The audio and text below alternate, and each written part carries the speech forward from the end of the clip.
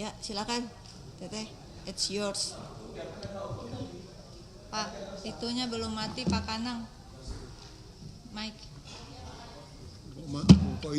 Assalamualaikum warahmatullahi wabarakatuh.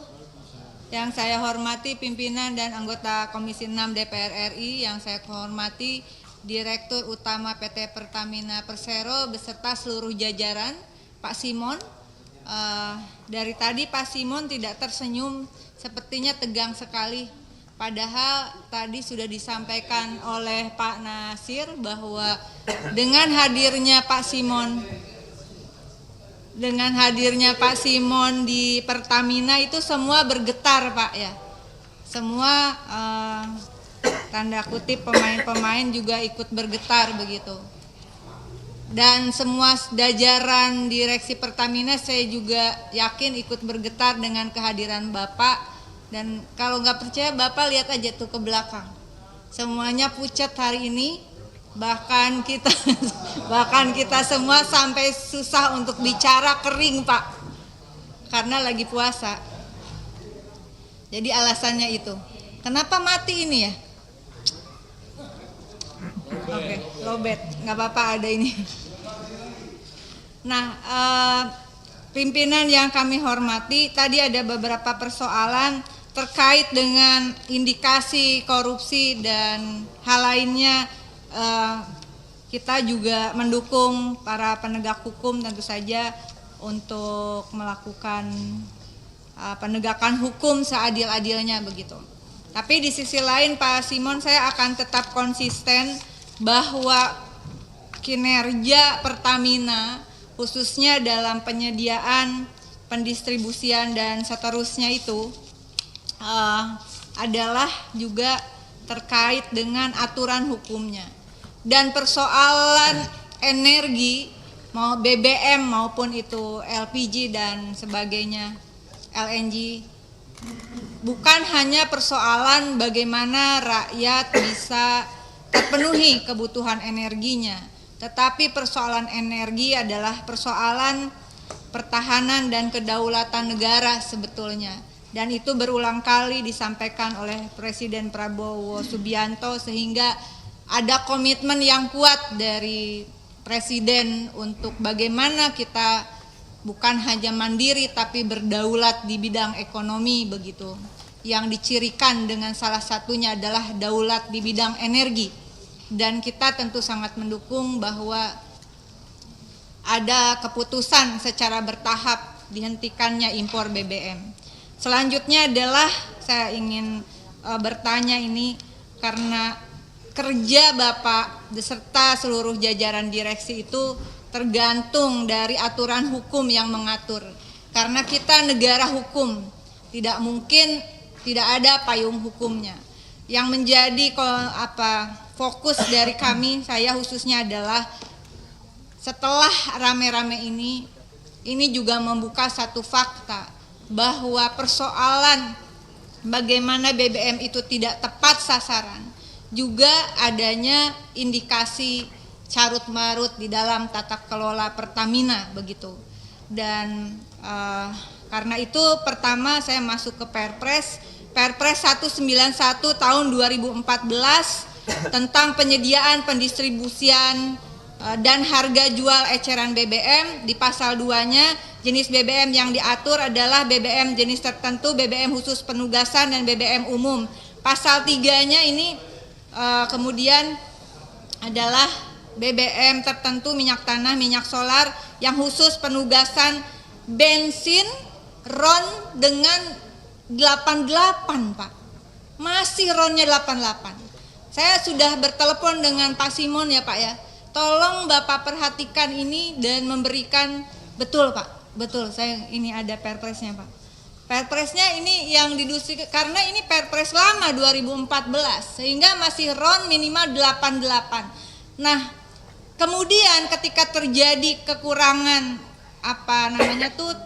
kualitas atau RON-nya di dalam yang isu sekarang ini terjadi, saya kira juga ini ya enggak, kalau kemudian diimpor dengan RON yang rendah dan seterusnya, ya karena memang dasar hukumnya memungkinkan untuk itu.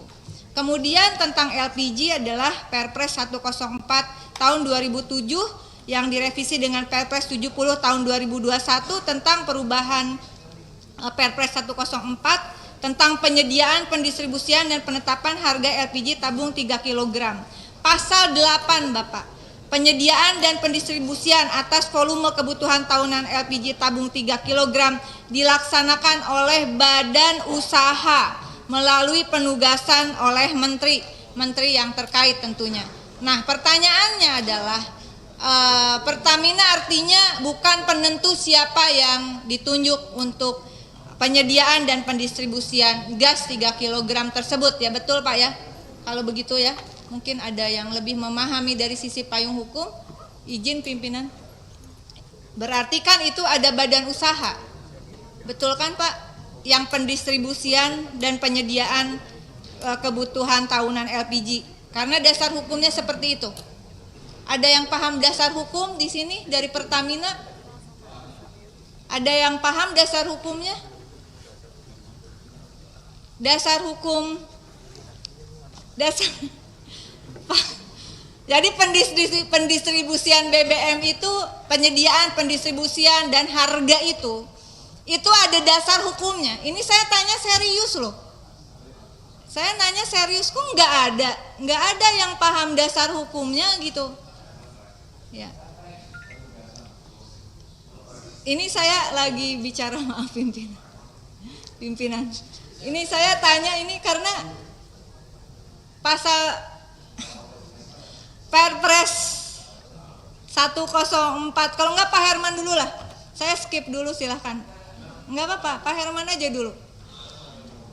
Enggak, soalnya jadi enggak concern Pak Herman, maaf Pak Herman. Karena saya tanya ini masalah serius ya. Bahwa pendistribusian harga gas itu kalau boleh dicek tidak sesuai lah dengan apa yang diumumkan oleh Corporate Secretary Pak PJS Corporate Secretary, melon 3 kg 18.000, LPG 5,5 kg 940.000, 12 kg 194.000. Tapi di lapangan kemungkinan harganya lebih dari yang ditentukan dengan berbagai faktor, sama-sama minyak goreng.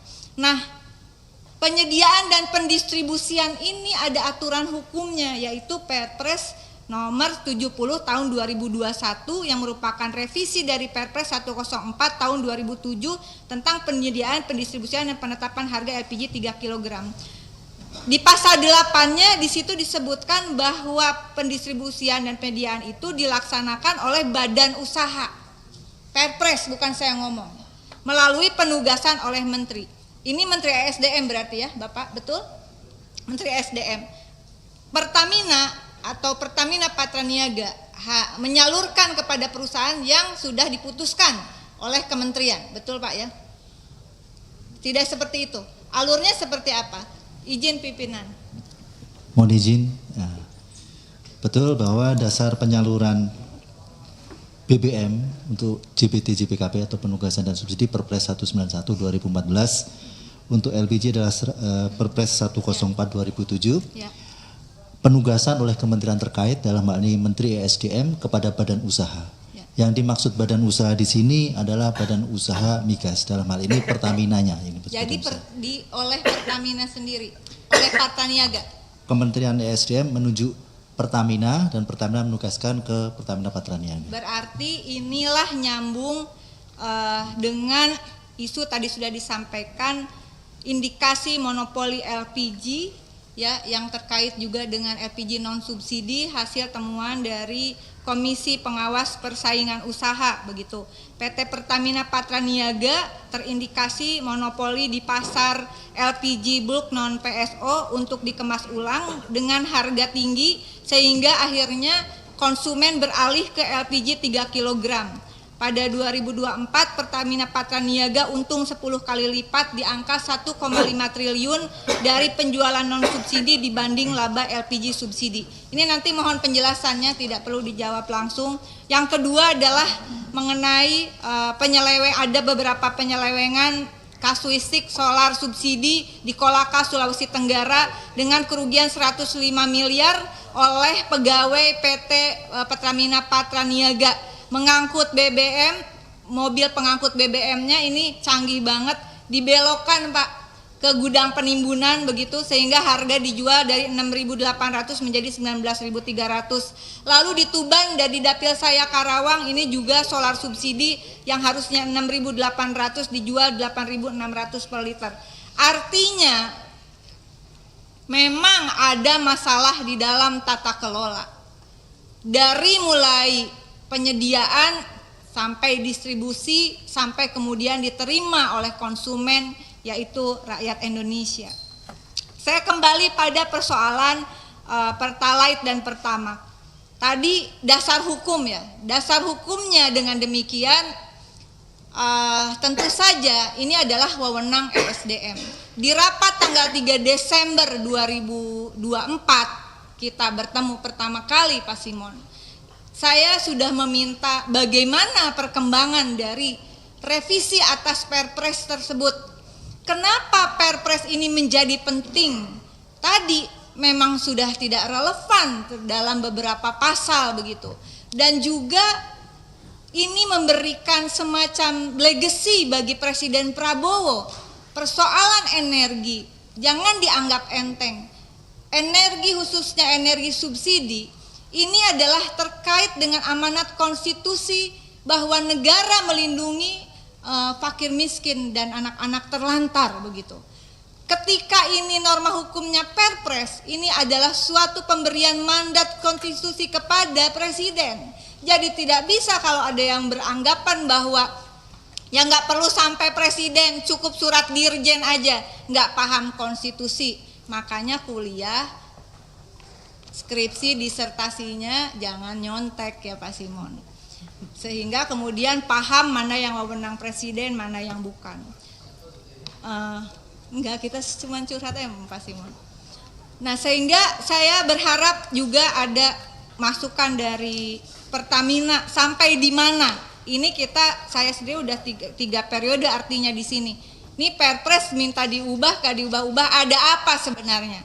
Kemudian yang tadi juga sudah disampaikan tapi saya ingin soroti adalah proyek digitalisasi SPBU Pertamina Telkom sudah masuk dalam penyidikan senilai 3,6 triliun pada tahun 2018 sampai dengan 2023.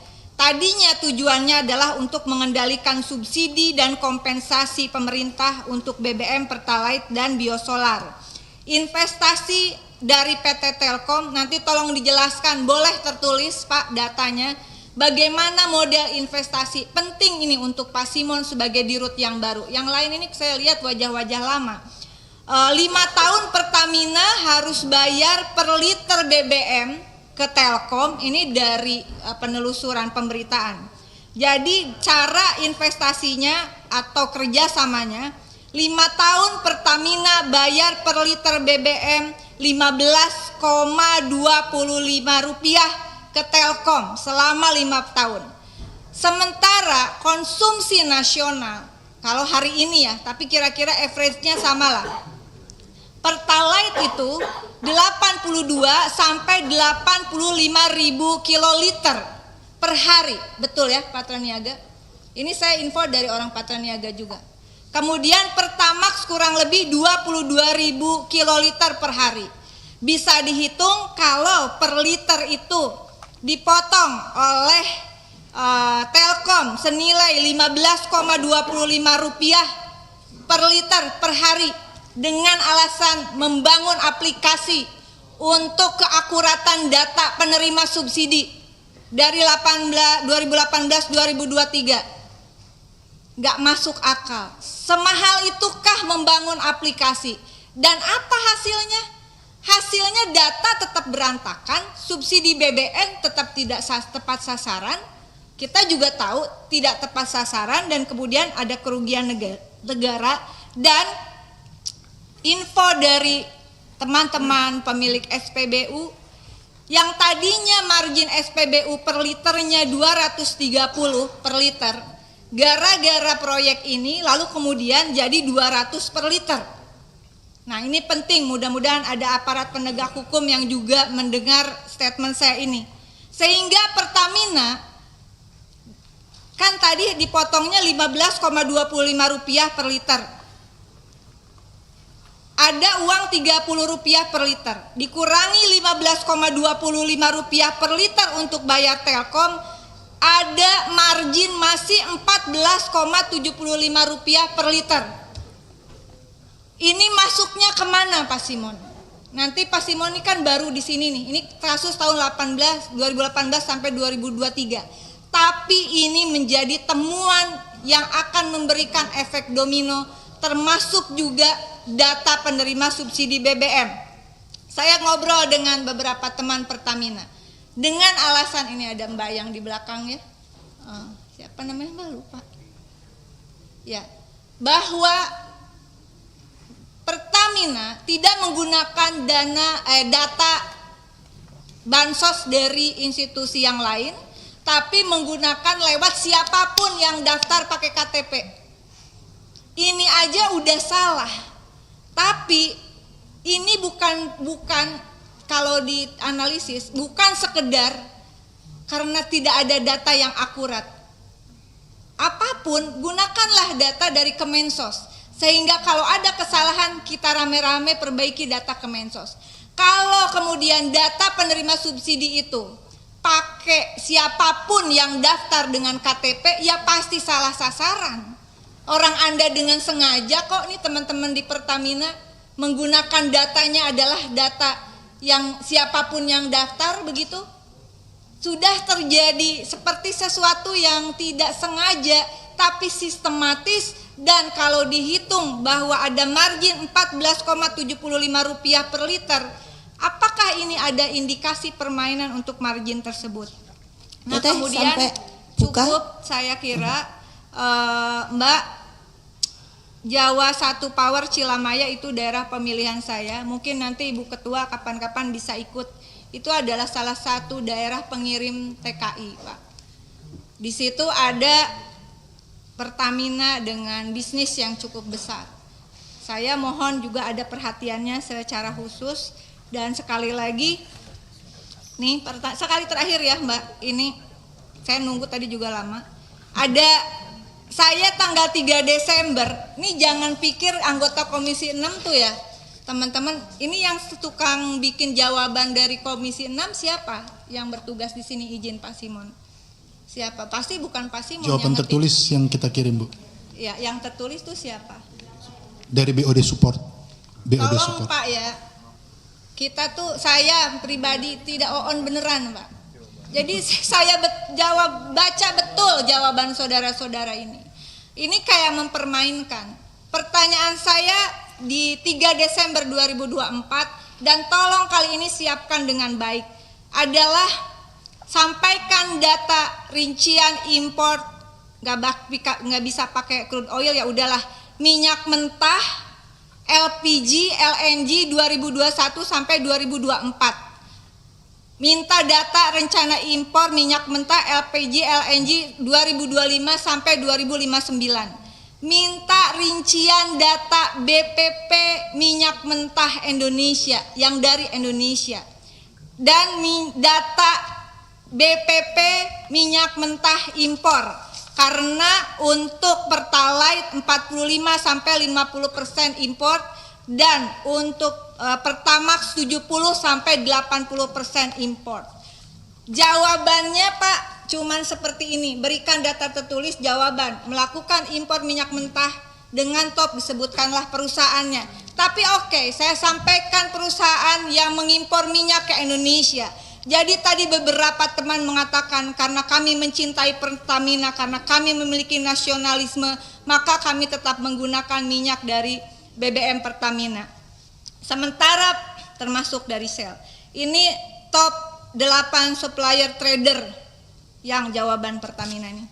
Totisa, Total Engine Energies Trading SE, Chevron, Glencore Singapura, Vitol Asia, Exxon Mobil Asia, Shell International, Eastern Trading Company, dan Sokar Trading Singapura. Impor semuanya. Ya, jadi dengan demikian Saya minta jawaban juga terkait tadi beberapa hal Pak, tertulis yang serius lah Pak. Jawaban cuman selembar begini Pak, bagaimana mau analisis, sedih saya Pak, sedih. Ini pertanyaan saya dari September 2022, silahkan teman-teman Pertamina di googling. Saya minta data ini dibuka, kalau dari waktu itu sudah terbuka ke publik, data BPP dan data impor, saya kira tidak akan separah ini masalahnya. Demikian pimpinan, dengan ini saya juga memberikan dukungan kepada Presiden Prabowo untuk stop impor BBM meskipun secara bertahap, tapi itu komitmen penting, segera revisi kedua Perpres dan mendesak Pertamina untuk menerapkan e-katalog, kemudian mendesak penegakan hukum bagi siapapun yang terlibat dalam korupsi dan indikasi TPPU, BBM, LPG, dan LNG, dan kemudian juga untuk praktek monopoli dari Pertamina gas non subsidi. Terima kasih, mohon maaf kalau terlalu panjang. Wassalamualaikum.